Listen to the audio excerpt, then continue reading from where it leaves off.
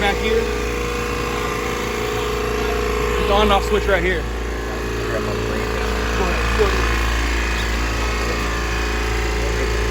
And there's also one on the back of the printer, right here.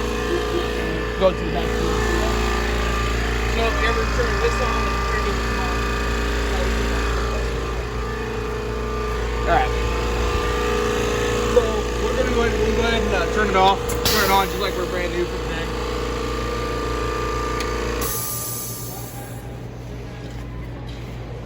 So that's power up there. Yeah. So you're gonna have power on both sides. This is your screen for the printer. This is your screen for the bagger. Ready means it has not received a label, but it's ready to print.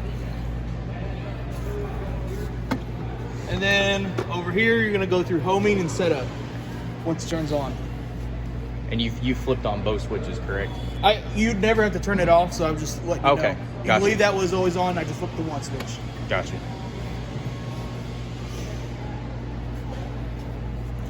All right, so emergency stop. This one will actually tell you what is wrong with the machine. If you have it on previous models, you won't get a picture diagram here, but you will. So you'll get a diagram that says E-stop needs reset. Make sure this is pulled out, and then touch the blue button that's highlighted on the screen. It'll show you the picture. Right there, it releases the air, put the air back in the system. So you do have an emergency stop here, which dumps the air through here. And you also have a quick valve shut off right here. Every time you press the E-stop, you gotta reset it. Over here is going to be your start stop cycle button, multi-purpose, and then we'll go through your screen next up here. All right, so right here you got shortcuts like you would on your desktop of your computer. Your first one's going to be feed the new bag, put it in place for you. Can you do that again if you don't mind? Yeah. Thank you. So just put the new one in there for you. Your next one's going to be your support shelf, which is down there below. So you can turn that on and off here.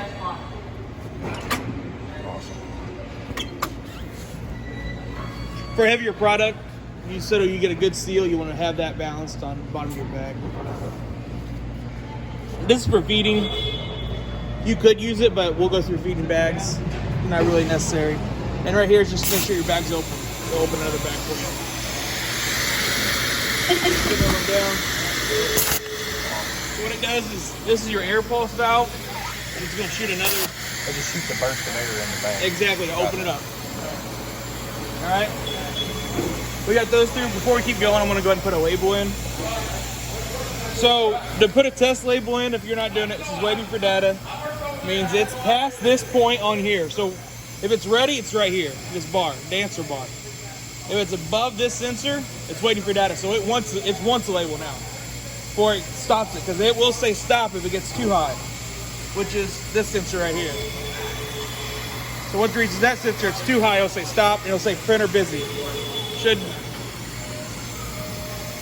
have an error now. Yeah, right there. Pretty busy. All right. So to compensate that for right now, we're just going to put a test label in. Do that, we just push test. We go down 3, and then we push enter to the amount we want. So it keeps rising over there, and we just put 8 in and push test again to send it. And now it's going to keep sending labels so it's below that first sensor, because that first sensor says hey print.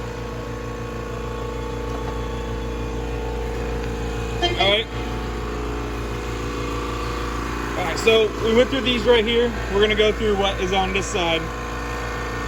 Right here you have your productivity metrics: bags per minute, total count, lot size. So going through it, your lot size, say you want 10 in a box, you put your lot size to 10. Every time it hits 10, it'll say stop. You keep going, but it'll stop you for a second. Hey, get a new box under there. So you put 50 in a box, whatever, put a new box. Or you can just leave it at 0 and there's no stop, and you just keep going. And then there's lot count and lot remaining. So that's basically all your home screen is going to tell you. Your next one is the briefcase, which is your jobs. So here's how we can change some settings. Your seal time. So as this goes in, how long is it going to stay there for the seal the bag? 0.2 is really what you want to leave it. If you go bigger bags, you can leave it a little bit longer. but you also can play with your temperature as well. So those go hand in hand. How hot and how long it stays. I like to leave it at 0.2, raise your temperature. If you go above 400 temperature, then look at, increasing your time. This thickness of bags, you should be good with about 340 to 380, and 0.2 would be fine. So these are the two load time and seal temperature is the variables you want to No, change. seal temperature and seal time. Okay, gotcha. Load time's for auto. So, well, hold on, let's keep going through. Seal point, from the top of the bag down, how far do you want your seal in? So that will adjust going back and forth of how far from the top of your seal. The next one is the load time. Load time, so if you put it in auto, which you can do just by pushing single here, it'll light up in blue and means auto. So when you push this, it'll just keep going. And the load time is how long of a pause you're gonna get, how long for load. Gotcha. How long is heated per se? No, Or is it like, oh, how long gotcha. How long you have to put a part in Okay. before it cycles again.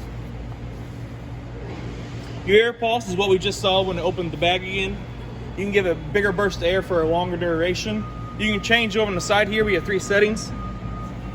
So you have air pulse, air guide, air pulse, and air cushion. So all 3 of those are adjustments you can make for the side here that adjust how much air, and your duration is going to be up here.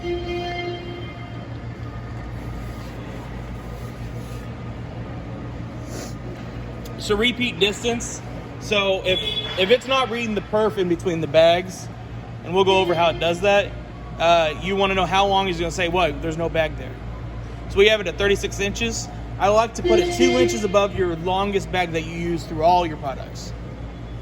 So whatever if you have 8x10, put it at 12. You have 14, put it at 16. 36 is what standard comes with the machine. You'll never have a 36 probably inch bag through there. So lower it to whatever you guys think is necessary. Just 2 inches over. And that will give you an error on here, no bag found, when it's over that. And it hasn't found a perf in that distance. And then the rest are grayed out because it's for the model if you have the printer here. Instead you have a print and pack. So you won't have to worry about those. These are all going to be inside the handheld. Your print heat, your print location, print darkness, and print speed. So we'll go over those when we go over the handheld. Probably need to fix your little knob here for you guys. All right. So hold on, let's go back here. So right here, you can save job. See, it's blue. If we go ahead and change this here to 0.9, this will turn color. Means job's not saved. So job is only saved when it's blue. You also can turn to blue by pushing save job, but we don't want to save 0.9. And here's also how you load jobs. And then back as well is where you have your save as. So you can save by job. So, excuse me, if you have a different thickness of bag, it does need a different temperature, you can just save 8x10 and then have the other one saved by 6x10, whatever it is. Usually that's a easy way to save jobs differently by the bag size, and it won't confuse your operators. All right. Everyone, questions so far? We good on those things? Be good. Cool. All right, so we'll go through a little bit of this. So here's your shortcut actions. We'll start from the bottom here. This is how we had those actions on the top here. So you could change and add different ones. Strip and rip, that's one of the more common ones if you ever use one. So if you ever go to IKEA and you have like 7 different bolts and 5 bags all connected. So strip and rip you put like 3.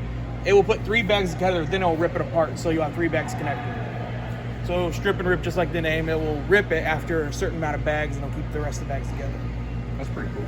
So if you want to do kitting, it's really nice for that. Sport shelf, thread, and open bag, we went through those on the home screens. But here's other ones you could do. If you guys ever add a funnel, you can add a funnel shortcut for that.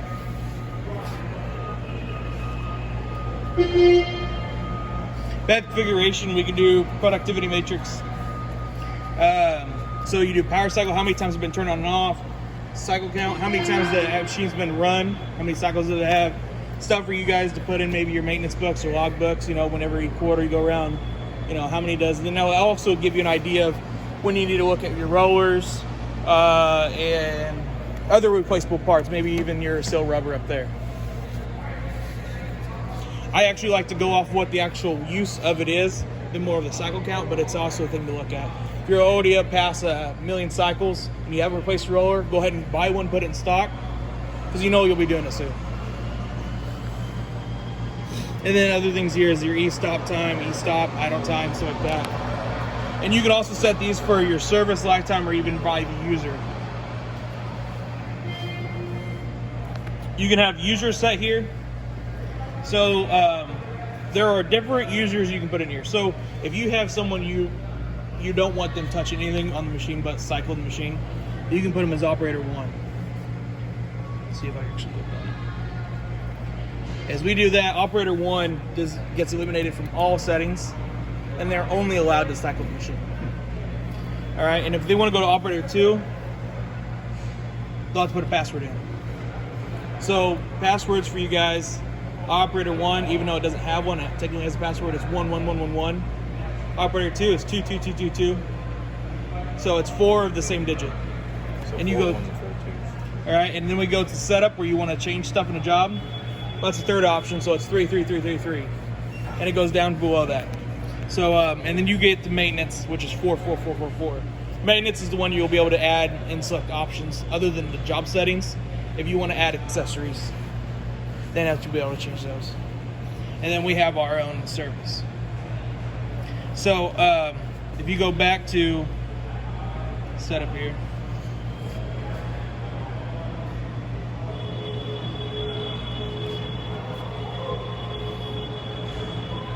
we go back to users here.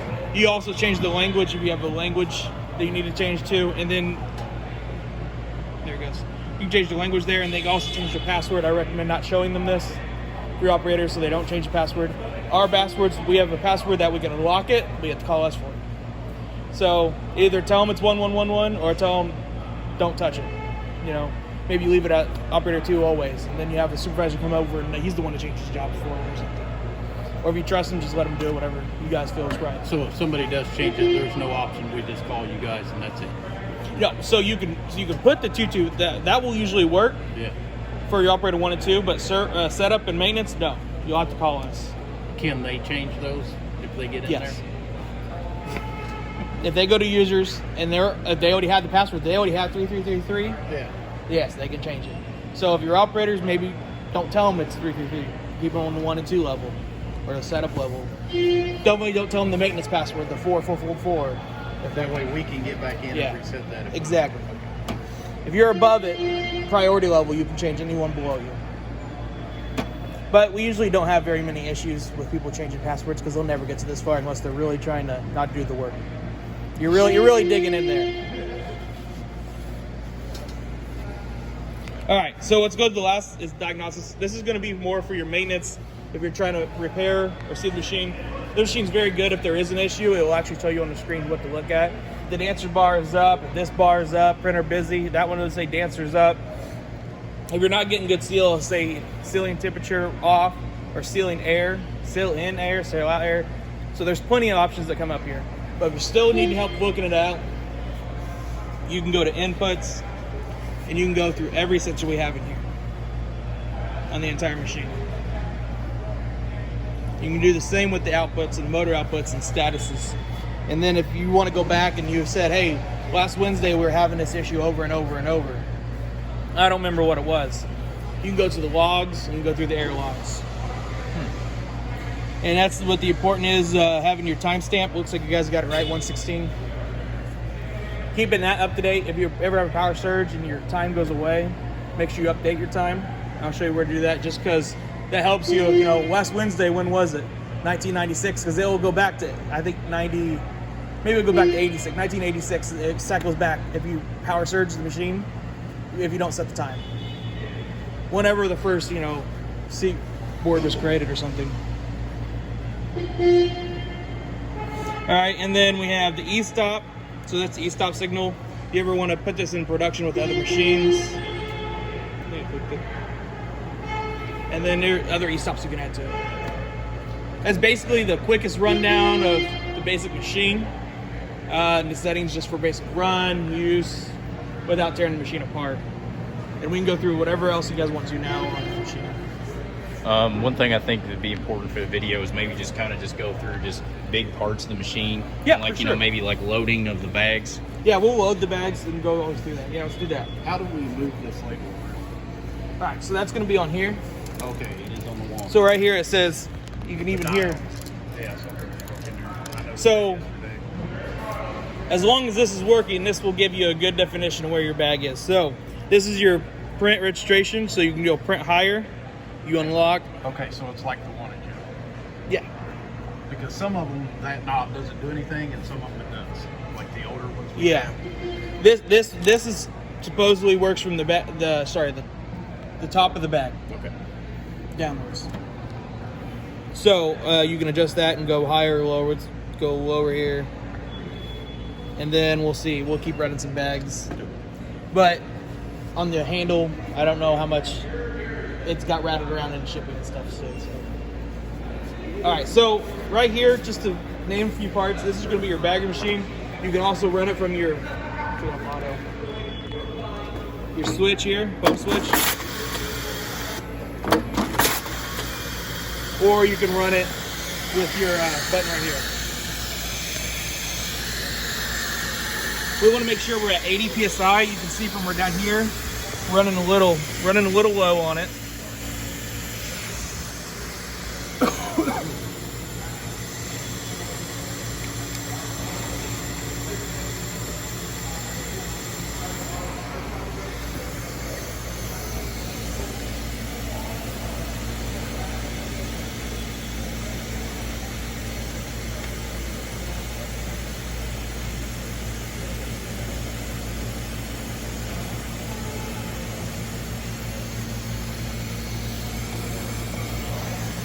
Still not getting it on here.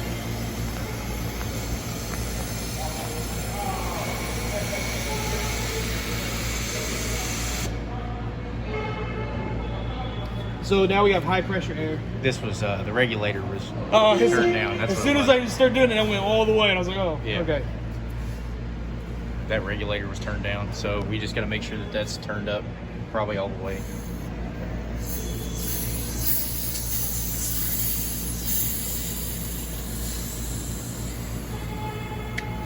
Awesome. There is a green bar on there, so you can see right in the middle. Alright. And if you get too low, it'll actually tell you. If you get too high, like it did, it'll tell you again on the screen. And this is just the cutoff valve for Yeah, air. just emergency. Gotcha.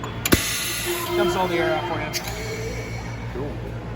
And then we got low pressure because we turned it off.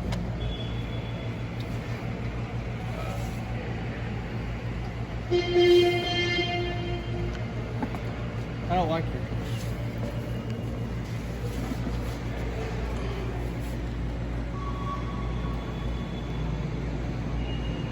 Well, I know why it's doing it. You're missing a screw on this side that goes through. You're missing both screws. Got a box that came with or something? No. So Go to Fastenal. it's, yeah, hardware. Grab two screws to go through. I assume maybe around quarter 20. I actually I never buy those screws, but We can look. Yeah, we can look into it. if not, tap your own, put them in, get her going. All right, but turn your. Is it off again, or No, it should be good. we're back down to where we were? No, it's holding pressure now. All right, we'll put it back down to. Oh, shit. Good now. Yeah. Awesome. All right, so we get a seal up here. The way you know if you're still sealing bags are good is you're gonna break apart the bag, put your thumb on each side and screw it. If you get deformation of the bag before the seal breaks, you got a good seal. So what I like to see is just a little stretch, then you know you're good. Even that, I'm ripping the bag before I even rip that. But there's a little deformation, you know it's not gonna come out when you're bagging or moving it around. And for this mill bag, we have it, I think it's at 340, 350, which is good. Yep. So you're right there in the sweet spot. your size bag. So if you're noticing you're moving your heat up past 380, and you know over time you're gonna move it up just because of the wear and tear of the machine on your product. So if you go past 380, you want to look for replacements of your seal bar, which is what pushes the bag against your heat wire, and then your heat wire, which is right in here. You see that Teflon?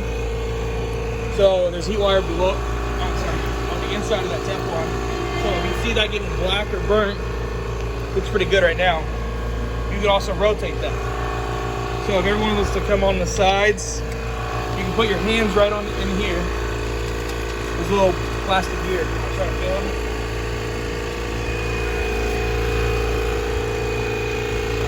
Feel it?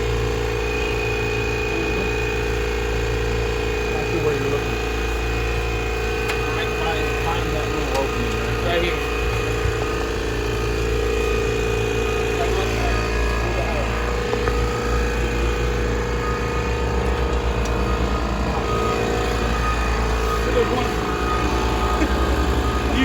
You're gonna go up and then you do both at the same time and you rotate that.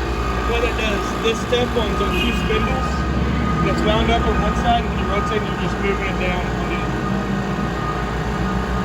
So instead of replacing it every time, you got about 12 inches. You only need a little bit. So just move it up every once you see black, rip, burn. Not just when it's a little brown, but when it gets black, go ahead and rotate it a little bit. It'll be good for another few $100,000. We recommend placing that once a year, depending on your cycle count. You can go always through that.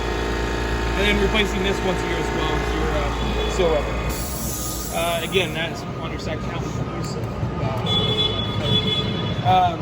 Teflon tape I recommend getting. Do you guys have a spare parts kit at all or anything? Just came with it. Okay. So I'll get, I think Kinnison's the guy you guys are working with. I'll get with him and tell him, get a spare parts kit with you or something. I'll give him part numbers. But maybe even a spare parts kit would be good. It would come with Teflon, come with a seal rubber. It will come with a perf finger, which is what actually tells the difference in the bag. So how it works is, the bags are going to come through here. Right in here, you see right here, there's a metal rod sticking straight up. It's a little finger sticking like this. So as the bags go across, there's a metal bar goes across here, and it sends voltage through. And as soon as there's a perf, it sends a shock through because it's trying to shock the whole time. The perf actually allows the shock to go through the bag because the perforation in the bag. That's actually how it knows where the end of the bags are. Okay. So that's how this works as well. If you see in the back, right there, it does the same thing.